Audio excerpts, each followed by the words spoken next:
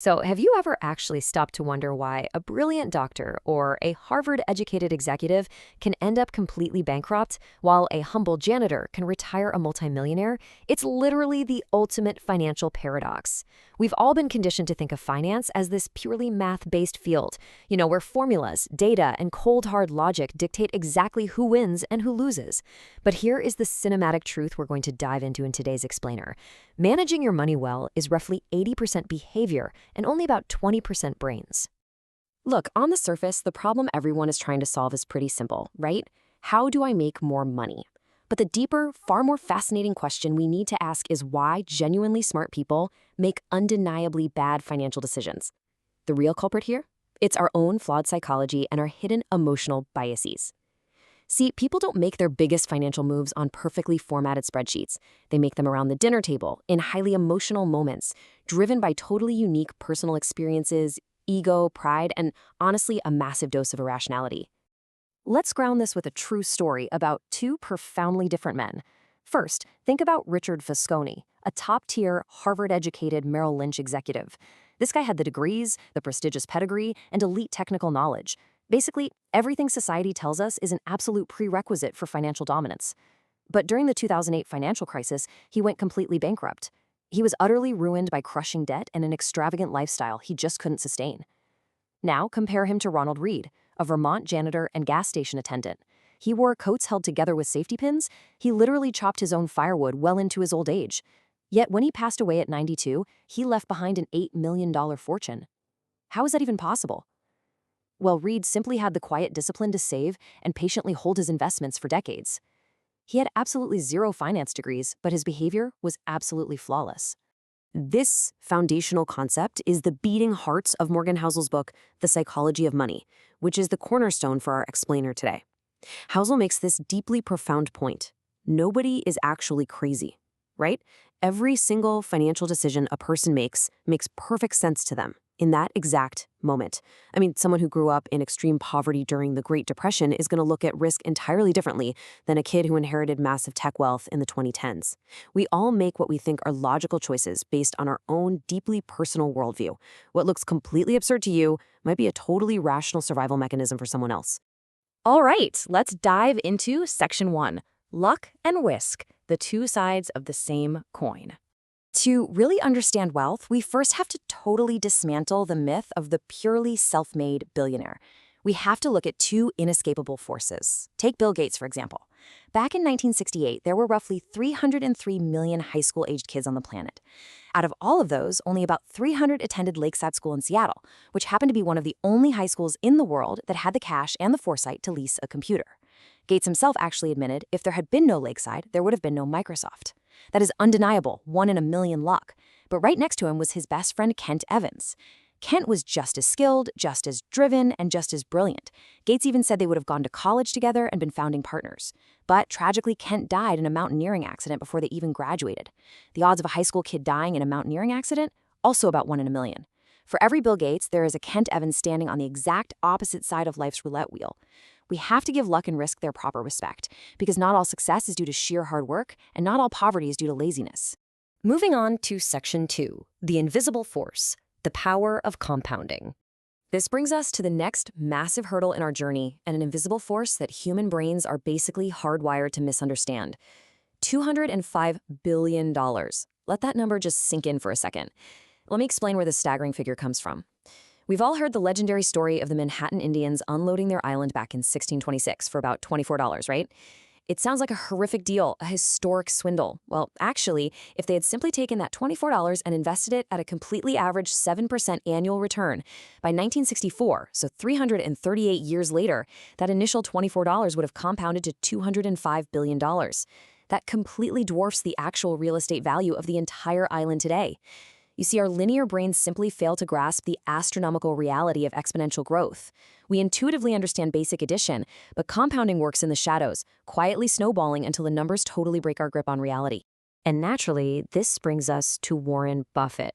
We spent so much time obsessing over how Buffett finds the best companies, or how he reads balance sheets or buys the cheapest stocks.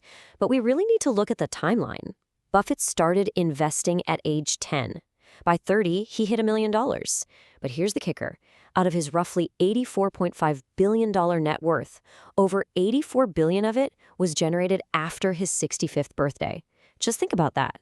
Buffett's true secret isn't really high returns or some stock-picking genius.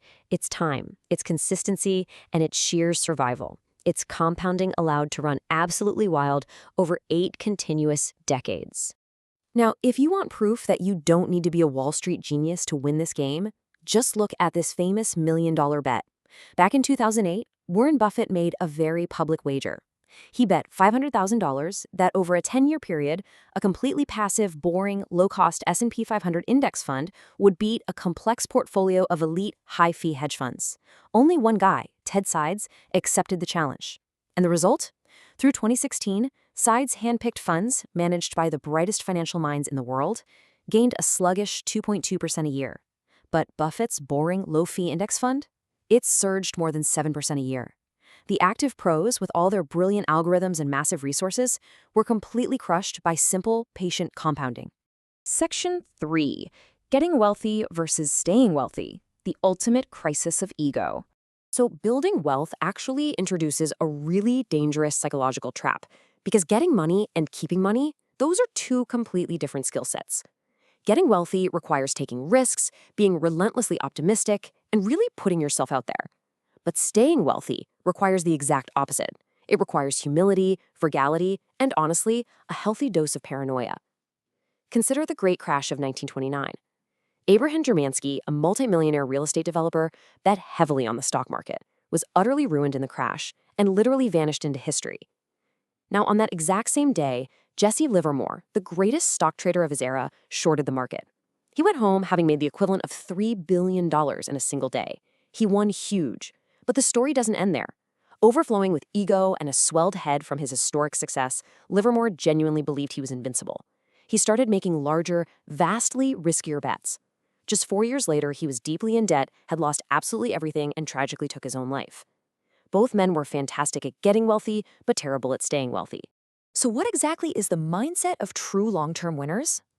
Well, Michael Moritz, the billionaire head of Sequoia Capital, was asked why his venture capital firm has survived and prospered for 4 decades, especially when most venture firms quietly fail after 5 or 10 years. His answer was chillingly simple. He said, "We've always been afraid of going out of business. They don't rest on their laurels. They possess a fierce survival mindset. They build a massive margin of safety, a huge financial buffer for when things inevitably go wrong, because they know deep down that tomorrow won't necessarily be as generous as yesterday." Which completely shifts how we need to define what wealth actually is. We constantly fall for this thing called the man in the car paradox. Think about it. When you see someone driving a $100,000 luxury car, you don't actually admire the driver. You think, wow, if I had that car, people would admire me. But wealth is what you don't see. Rich is loud. It's immediate gratification today. Wealth is silent. Wealth is the income you chose not to spend.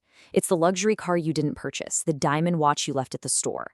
It's the hidden financial stable of resources, the invested assets, the mutual funds, the unspent cash, that are sitting there providing long-term security, ultimate flexibility, and freedom for your tomorrow.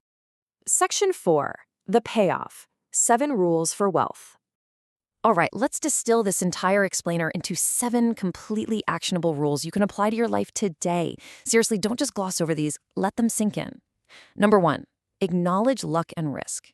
Realize that not every success is pure hard work, and not every failure is a character flaw. Be humble when you win and compassionate when you lose. Number 2, let compounding work. The hardest financial skill is just getting out of your own way and letting your assets grow for years and years. Number 3, know you're enough. Stop endlessly moving the goalposts so you don't end up risking what you have and need for what you don't have and don't need. Number 4, focus on survival. Staying in the game uninterrupted is infinitely more important than chasing massive short-term gains. Number 5, build a margin of safety. Always plan on your plan, not going according to plan. Number 6, remember that true wealth is invisible. It's the money you save, not the cash you burn just to impress strangers. And finally, rule number 7, always remember the ultimate dividend of money is buying control over your own time. Being able to wake up every morning and do what you want, when you want, with exactly who you want, that is the highest possible form of wealth. Section 5. What's your money script? Uncovering your hidden beliefs. Now, to actually execute those rules of wealth, we have to look inward for a minute. What is the hidden psychological program that you developed in childhood that's secretly driving your behavior right now? Financial therapists actually call these money scripts. They are unconscious beliefs formed super early in life. Let's walk through 4 of the most common ones, and I want you to ask yourself honestly, which one sounds like you? Do you lean towards money avoidance, where you believe wealth is fundamentally corrupting, which actually leads to subconsciously sabotaging your own success?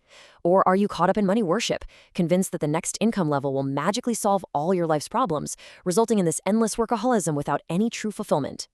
Or maybe you suffer from money status, where you tie your internal self-worth directly to your visible net worth, which usually leads to massive overspending just to keep up appearances.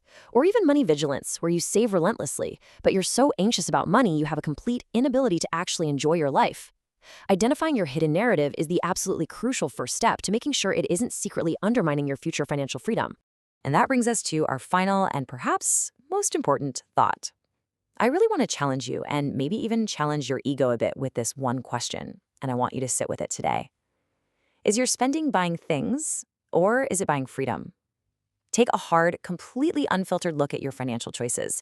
Are they just feeding a fleeting, empty desire for status, or are they genuinely serving your long-term happiness, your peace of mind, and your ultimate survival? The psychology of money isn't about flawlessly formatting spreadsheets or outsmarting the market.